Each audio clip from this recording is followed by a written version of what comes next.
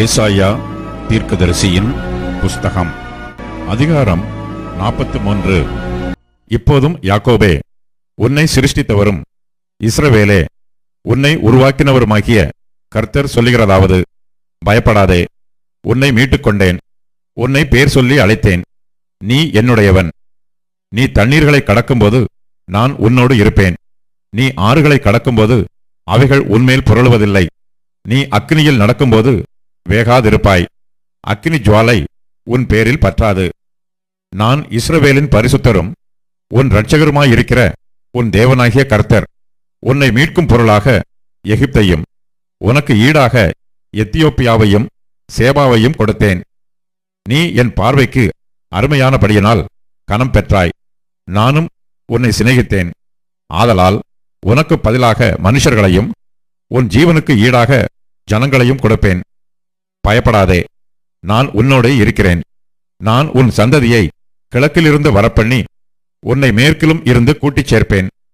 நான் வடக்கை நோக்கி கொடு என்றும் தெற்கை நோக்கி வைத்திராதே என்றும் சொல்லி தூரத்திலிருந்து என் குமாரரையும் பூமியின் கடையாந்திரத்திலிருந்து என் குமாரத்திகளையும் நான் என் மகிமைக்கென்று சிருஷ்டித்து உருவாக்கி படைத்து என் நாமம் தரிக்கப்பட்ட யாவரையும் கொண்டு வா என்பேன்.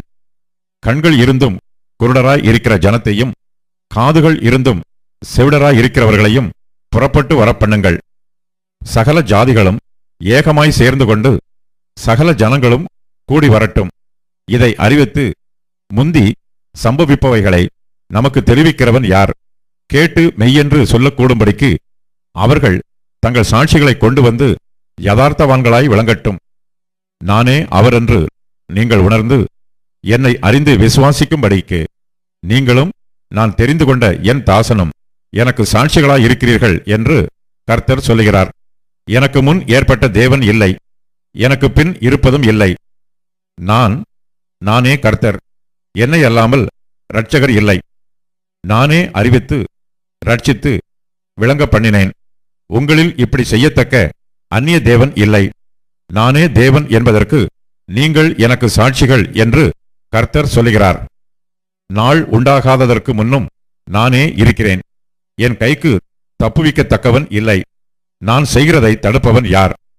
நான் உங்களுக்காக அரண்களெல்லாம் இடிந்து விழவும் கல்தேயர் படவுகளிலிருந்து அலறவும் செய்யத்தக்கவர்களை பாபிலோனுக்கு அனுப்பினேன் என்று உங்கள் மீட்பரும் இஸ்ரவேலின் பரிசுத்தருமாகிய கர்த்தர் சொல்லுகிறார். நானே உங்கள் பரிசுத்தராகிய கர்த்தரும் இஸ்ரவேலின் சிருஷ்டிகரும் உங்கள் ராஜாவுமானவர். சமுத்திரத்திலே வழியையும் வலிய தண்ணீர்களிலே பாதையையும் உண்டாக்கி ரதங்களையும் குதிரைகளையும் இராணுவங்களையும் பராக்கிரமசாலிகளையும் புறப்பட பண்ணி அவைகள் எழுந்திராதபடிக்கு ஒருமித்து விழுந்து கிடக்கவும் ஒரு திரி அணைகிறது போல் அவைகள் அணைந்து போகவும் பண்ணுகிற கர்த்தர் சொல்லுகிறதாவது, முந்தினவைகளை நினைக்க வேண்டாம், பூர்வமானவைகளை சிந்திக்க வேண்டாம். இதோ நான் புதிய காரியத்தை செய்கிறேன், இப்பொழுதே அது தோன்றும், நீங்கள் அதை அறியீர்களா? நான் வனாந்தரத்திலே வழியையும் அவாந்தர வெளியிலே ஆறுகளையும் உண்டாக்குவேன். நான் தெரிந்து கொண்ட என் ஜனத்தின் தாகத்துக்கு வனாந்தரத்திலே தண்ணீர்களையும் அவாந்தர வெளியிலே ஆறுகளையும் உண்டாக்குவதனால் காட்டு மிருகங்களும் வலு சர்ப்பங்களும் கோட்டான் குஞ்சுகளும் என்னை கனம் பண்ணும். இந்த ஜனத்தை எனக்கென்று ஏற்படுத்தினேன், இவர்கள் என் துதியை சொல்லி வருவார்கள். ஆனாலும் யாக்கோபே, நீ என்னை நோக்கி கூப்பிடவில்லை. இஸ்ரவேலே, நீ என்னை குறித்து மனம் சலித்துப் போனாய். உன் ஆடுகளை தகன பலிகளாக நீ எனக்கு செலுத்தவில்லை. உன் பலிகளாலே நீ என்னை கனம் பண்ணவும் இல்லை. காணிக்கைகளை செலுத்தும்படி நான் உன்னை சங்கடப்படுத்தாமலும் தூபம் காட்டும்படி உன்னை வருத்தப்படுத்தாமலும் இருந்தேன். நீ எனக்கு பணங்களால் சுகந்த பட்டையை கொள்ளாமலும் உன் பலிகளின் நினத்தினால் என்னை திருப்தியாக்காமலும் உன் பாவங்களினால் என்னை சங்கடப்படுத்தி உன் அக்கிரமங்களினால் என்னை வருத்தப்படுத்தினாய். நானே உன் மீறுதல்களை என் நிமித்தமாகவே குலைத்து போடுகிறேன். உன் பாவங்களை நினையாமலும் இருப்பேன். நாம் ஒருவரோடொருவர் வழக்காடும்படி எனக்கு நினைப்பூட்டு. நீ நீதிமானாக விளங்கும்படி உன் காரியத்தைச் சொல். உன் ஆதி தகப்பன் பாவம் செய்தான். உனக்கு முன்னின்று பேசுகிறவர்களும் எனக்கு விரோதமாய் துரோகம் பண்ணினார்கள். ஆகையால் நான் பரிசுத்த ஸ்தலத்தின் தலைவர்களை பரிசுத்த கொலைச்சலாக்கி யாக்கோபை சாபத்துக்கும் இஸ்ரவேலை நிந்தனைக்கும் ஒப்புக் கொடுப்பேன். ஏசாயா தீர்க்கதரிசியின் புஸ்தகம் அதிகாரம் 44. இப்போதும் என் தாசனாகிய யாக்கோபே, நான் தெரிந்து கொண்ட இஸ்ரவேலே, கேள். உன்னை உண்டாக்கினவரும் தாயின் கற்பத்தில் உன்னை உருவாக்கினவரும் உனக்கு துணை செய்கிறவருமாகிய கர்த்தர் சொல்லுகிறதாவது, என் தாசனாகிய யாக்கோபே, நான் தெரிந்து கொண்ட யெஷூரனே, பயப்படாதே. தாகமுள்ளவன் மேல் தண்ணீரையும் வறண்ட நிலத்தின் மேல் ஆறுகளையும் ஊற்றுவேன். உன் சந்ததியின் மேல் என் ஆவியையும் உன் சந்தானத்தின் மேல் என் ஆசீர்வாதத்தையும் ஊற்றுவேன். அதனால் அவர்கள் புல்லின் நடுவே நீர்க்கால்களின் ஓரத்திலுள்ள அலரிச் செடிகளைப் போல வளருவார்கள். ஒருவன் நான் கர்த்தருடையவன் என்பான். ஒருவன் யாக்கோபின் பெயரை தரித்துக் கொள்வான். ஒருவன் தான் கர்த்தருடையவன் என்று கையெழுத்து போட்டு இஸ்ரவேலின் நாமத்தை தரித்துக் கொள்வான். நான் முந்தினவரும் நான் பிந்தினவரும் தானே, என்னை தவிர தேவன் இல்லை என்று இஸ்ரவேலின் ராஜாவாகிய கர்த்தரும் சேனைகளின் கர்த்தராகிய அவனுடைய மீட்பரும் சொல்லுகிறார். பூர்வ காலத்து ஜனங்களை நான் ஸ்தாபித்தது முதற்கொண்டு என்னைப் போல எதையாகிலும் வரவழைத்து இன்னின்னதென்று முன் அறிவித்து எனக்கு முன்னே வரிசையாக நிறுத்தத்தக்கவன் யார்? நிகழ்காரியங்களையும் வருங்காரியங்களையும் தங்களுக்கு அவர்கள் அறிவிக்கட்டும். நீங்கள் கலங்காமலும் பயப்படாமலும் இருங்கள். அக்காலம் முதற்கொண்டு நான் அதை உனக்கு விளங்க பண்ணினதும் முன் அறிவித்ததும் இல்லையோ? இதற்கு நீங்களே என் சாட்சிகள். என்னை தவிர தேவன் உண்டோ? வேறொரு கன்மலையும் இல்லையே. ஒருவனையும் அறியேன். விக்கிரகங்களை உருவாக்குகிற யாவரும் வீணர். அவர்களால் இச்சிக்கப்பட்டவைகள் ஒன்றுக்கும் உதவாது. அவைகள் ஒன்றும் காணாமலும் ஒன்றும் அறியாமலும் இருக்கிறது என்று தங்களுக்கு வெட்கமுண்டாக அவைகளுக்கு தாங்களே சாட்சிகளாய் இருக்கிறார்கள். ஒன்றுக்கும் உதவாத தெய்வத்தை உருவாக்கி விக்கிரகத்தை வார்ப்பிக்கிறவன் எப்படிப்பட்டவன்? இதோ அவனுடைய கூட்டாளிகள் எல்லாரும் வெட்கமடைவார்கள். தொழிலாளிகள் நரஜீவன்கள் தானே. அவர்கள் எல்லாரும் கூடி வந்து நிற்கட்டும். அவர்கள் ஏகமாய் திகைத்து வெட்கப்படுவார்கள். கொல்லன் இரும்பை குரட்டால் இடுக்கி உலையிலே காய வைத்து சுத்திகளால் அதை உருவாக்கி தன் புய பலத்தினால் அதை பண்படுத்துகிறான்.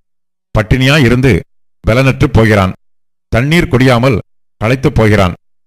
தச்சன் நூல் பிடித்து மட்டப்பலகையால் மரத்துக்கு குறி போட்டு உளிகளினால் உரிப்படுத்தி கவராசத்தினால் அதை வகுத்து மனுஷ சாயலாக மனுஷ ரூபத்தின்படி உருவாக்குகிறான். அதை கோவிலிலே நாட்டி வைக்கிறான். அவன் தனக்கு கேதுர்களை வெட்டுகிறான். ஒரு மருத மரத்தையாவது ஒரு கர்வாலி மரத்தையாவது தெரிந்து கொண்டு காட்டு மரங்களிலே பெலத்த மரத்தை தன் காரியத்துக்காக வளர்க்கிறான். அல்லது அசோக மரத்தை நடுகிறான். மழை அதை வளரச் செய்யும். மனுஷனுக்கு அவைகள் அடுப்புக்காகும்போது அவன் அவைகளில் எடுத்து குளிர் காய்கிறான். நெருப்பை மூட்டி அப்பமும் சுடுகிறான். அதனால் ஒரு தெய்வத்தையும் உண்டு பண்ணி அதை பணிந்து கொள்கிறான். ஒரு விக்கிரகத்தையும் அதனால் செய்து அதை வணங்குகிறான். அதில் ஒரு துண்டை அடுப்பில் எரிக்கிறான். ஒரு துண்டினால் இறைச்சியை சமைத்து புசித்து பொரியலை பொரித்து திருப்தியாகி குளிரும் காய்ந்து ஆ ஆ அனலானேன், நெருப்பை கண்டேன் என்று சொல்லி அதில் மீதியான துண்டை தனக்கு விக்கிரக தெய்வமாகச் செய்து அதற்கு முன் விழுந்து அதை வணங்கி நீ என் தெய்வம், என்னை ரட்சிக்க வேண்டும் என்று அதை நோக்கி மன்றாடுகிறான். அறியாமலும் உணராமலும் இருக்கிறார்கள். காணாதபடிக்கு அவர்கள் கண்களும் உணராதபடிக்கு அவர்கள் இருதயமும் அடைக்கப்பட்டிருக்கிறது. அதில் பாதியை அடுப்பில் எரித்தேன். அதில் தழலின் மேல் அப்பத்தையும் சுட்டு இறைச்சியையும் பொரித்து புசித்தேன். அதில் மீதியான துண்டை நான் அருவருப்பான விக்கிரகமாக்கலாமா, ஒரு மரக்கட்டையை வணங்கலாமா என்று சொல்ல தன் மனதில் அவனுக்கு தோன்றவில்லை. அம்மாத்திரம் அறிவும் சொரணையும் இல்லை. அவன் சாம்பலை மேய்கிறான். வஞ்சிக்கப்பட்ட மனம் அவனை மோசப்படுத்தினது. அவன் தன் ஆத்துமாவை தப்புவிக்காமலும் என் வலது கையிலே அபத்தம் அல்லவோ இருக்கிறது என்று சொல்லாமலும் இருக்கிறான். யாக்கோபே, இஸ்ரவேலே, இவைகளை நினை.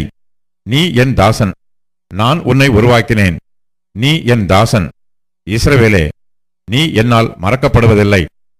உன் மீறுதல்களை மேகத்தைப் போலவும் உன் பாவங்களை கார் மேகத்தைப் போலவும் அகற்றிவிட்டேன். என்னிடத்தில் திரும்பு, உன்னை நான் மீட்டுக் கொண்டேன். வானங்களே, களித்து பாடுங்கள், கர்த்தர் இதைச் செய்தார். பூதலத்தின் தாழ்விடங்களே, ஆர்ப்பரியுங்கள். பர்வதங்களே, காடுகளே, காட்டிலுள்ள சகல மரங்களே, கம்பீரமாய் முழங்குங்கள். கர்த்தர் யாக்கோபை மீட்டு இஸ்ரவேலிலே மகிமைப்படுகிறார். உன் மீட்பரும் தாயின் கற்பத்தில் உன்னை உருவாக்கினவருமான கர்த்தர் சொல்லுகிறதாவது, நானே எல்லாவற்றையும் செய்கிற கர்த்தர்.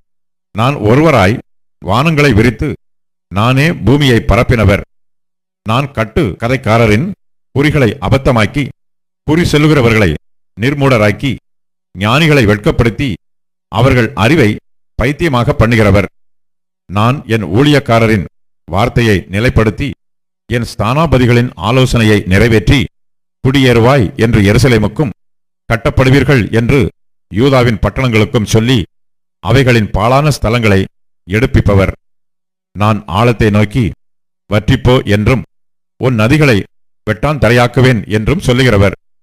கோரேசை குறித்து, அவன் என் மேய்ப்பன், அவன் எருசலேமை நோக்கி நீ கட்டப்படு என்றும், தேவாலயத்தை நோக்கி நீ அஸ்திபாரப்படு என்றும் சொல்லி எனக்கு பிரியமானதை எல்லாம் நிறைவேற்றுவான் என்று சொல்லுகிறவர் நான். ஏசாயா தீர்க்கதரிசியின் புஸ்தகம், அதிகாரம் 45. கர்த்தராகிய நான் அபிஷேகம் பண்ணின கோரேசுக்கு முன்பாக ஜாதிகளை கீழ்ப்படுத்தி ராஜாக்களின் இடைக்கட்டுகளை அவிழ்க்கும்படிக்கும், அவனுக்கு முன்பாக வாசல்கள் பூட்டப்படாதிருக்க கதவுகளை திறந்து வைக்கும்படிக்கும் அவனை பார்த்து அவன் வலது கையை பிடித்துக்கொண்டு அவனுக்குச் சொல்லுகிறதாவது, நான் உனக்கு முன்னே போய் கோணலானவைகளை செவ்வையாக்குவேன். உன்னை பெயர் சொல்லி அழைக்கிற இஸ்ரவேலின் தேவனாகிய கர்த்தர் நானே என்று நீ அறியும்படிக்கு வெண்கலக் கதவுகளை உடைத்து இருப்பு தாழ்பாள்களை முறித்து அந்தகாரத்தில் இருக்கிற பொக்கிஷங்களையும் ஒளிப்படத்தில் இருக்கிற புதையல்களையும் உனக்கு கொடுப்பேன். நான் என் தாசனாகிய யாக்கோபின் நிமித்தமும் நான் தெரிந்து கொண்ட இஸ்ரவேலின் நிமித்தமும் நான் உன்னை பெயர் சொல்லி அழைத்து நீ என்னை அறியாதிருந்தும் உனக்கு நாமம் தரித்தேன். நானே கர்த்தர், வேறொருவர் இல்லை. என்னைத் தவிர தேவன் இல்லை. என்னைத் தவிர ஒருவரும் இல்லை என்று சூரியன் உதிக்கிற திசையிலும் அது அஸ்தமிக்கிற திசையிலும் அறியப்படும்படிக்கு நீ என்னை அறியாதிருந்தும் நான் உனக்கு இடைக்கட்டு கட்டினேன். நானே கர்த்தர், வேறொருவர் இல்லை. ஒளியை படைத்து இருளையும் உண்டாக்கினேன். சமாதானத்தை படைத்து தீங்கையும் உண்டாக்குகிறவர் நானே. கர்த்தராகிய நானே இவைகளையெல்லாம் செய்கிறவர். வானங்களே, உயர இருந்து சொரியுங்கள். ஆகாய மண்டலங்கள் நீதியை பொழிய கடவது. பூமி திறவுண்டு இரட்சிப்பின் கனியை தந்து நீதியும் கூட விளைவதாக. கர்த்தராகிய நான் இவைகளை உண்டாக்குகிறேன். மண்ணோடுகளுக்கு ஒத்த ஓடாயிருந்தும் தன்னை உருவாக்கினவரோடே வழக்காடுகிறவனுக்கு ஐயோ! களிமண் தன்னை உருவாக்கினவனை நோக்கி என்ன செய்கிறாய் என்று சொல்லத் தகுமோ? உன் கிரியையானது அவருக்கு கைகள் இல்லை என்று சொல்லலாமோ? தகப்பனை நோக்கி ஏன் ஜெனிப்பித்தாய் என்றும் தாயை நோக்கி ஏன் பெற்றாய் என்றும் சொல்லுகிறவனுக்கு ஐயோ! இஸ்ரவேலின் பரிசுத்தரும் அவனை உருவாக்கினவருமாகிய கர்த்தர் சொல்லுகிறதாவது, வருங்காரியங்களை என்னிடத்தில் கேளுங்கள். என் பிள்ளைகளை குறித்தும் என் கரங்களின் கிரியைகளை குறித்தும் எனக்கு கட்டளையிடுங்கள்.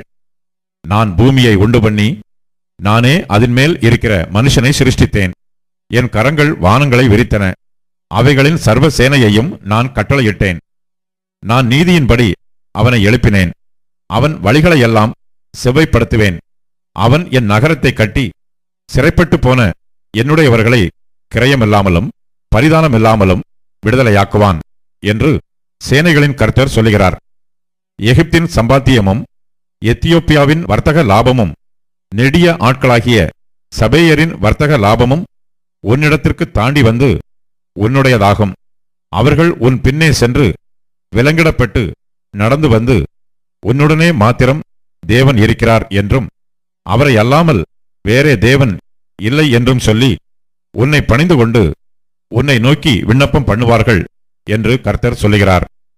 இஸ்ரவேலின் தேவனும் இரட்சகருமாகிய நீர் மெய்யாகவே உம்மை மறைத்துக் கொண்டிருக்கிற தேவனாயிருக்கிறீர். விக்கிரகங்களை உண்டு பண்ணுகிற அனைவரும் வெட்கப்பட்டு இலச்சை அடைந்து ஏகமாய் கலங்கி போவார்கள். இஸ்ரவேலோ கர்த்தராலே நித்திய ரட்சிப்பினால் ரட்சிக்கப்படுவான்.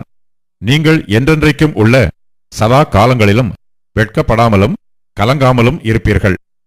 வானங்களை சிருஷ்டித்து பூமியையும் வெறுமையாயிருக்க சிருஷ்டியாமல் அதை குடியிருப்புக்காக செய்து படைத்து அதை உருவேற்படுத்தின தேவனாகிய கர்த்தர் சொல்லுகிறதாவது, நானே கர்த்தர், வேறொருவர் இல்லை. நான் அந்தரங்கத்திலும் பூமியின் அந்தகாரமான இடத்திலும் பேசினதில்லை. விருதாவாக என்னை தேடுங்கள் என்று நான் யாக்கோபின் சந்ததிக்கு சொன்னதும் இல்லை. நான் நீதியை பேசி யதார்த்தமானவைகளை அறிவிக்கிற கர்த்தர். ஜாதிகளினின்று தப்பினவர்களே, கூட்டம் கூடி வாருங்கள், ஏகமாய்ச் சேருங்கள். தங்கள் விக்கிரகமாகிய மரத்தை சுமந்து ரட்சிக்க மாட்டாத தேவனை தொழுது கொள்ளுகிறவர்கள் அறிவில்லாதவர்கள். நீங்கள் தெரிவிக்கும்படி சேர்ந்து ஏகமாய் யோசனை பண்ணுங்கள். இதை பூர்வ காலம் முதற்கொண்டு விளங்க பண்ணி அந்நாள் துவக்கி இதை அறிவித்தவர் யார்? கர்த்தராகிய நான் அல்லவோ? நீதிபரரும் இரட்சகருமாகிய என்னை அல்லாமல் வேறே தேவன் இல்லை. என்னைத் தவிர வேறொருவரும் இல்லை. பூமியின் எல்லையெங்கும் உள்ளவர்களே, என்னை நோக்கி பாருங்கள், அப்பொழுது ரட்சிக்கப்படுவீர்கள். நானே தேவன், வேறொருவரும் இல்லை. முழங்கால் யாவும் எனக்கு முன்பாக முடங்கும், நாவு யாவும் என்னை முன்னிட்டு ஆணையிடும் என்று நான் என்னைக் கொண்டே ஆணையிட்டிருக்கிறேன். இந்த நீதியான வார்த்தை என் வாயிலிருந்து புறப்பட்டது, இது மாறுவது இல்லை என்கிறார்.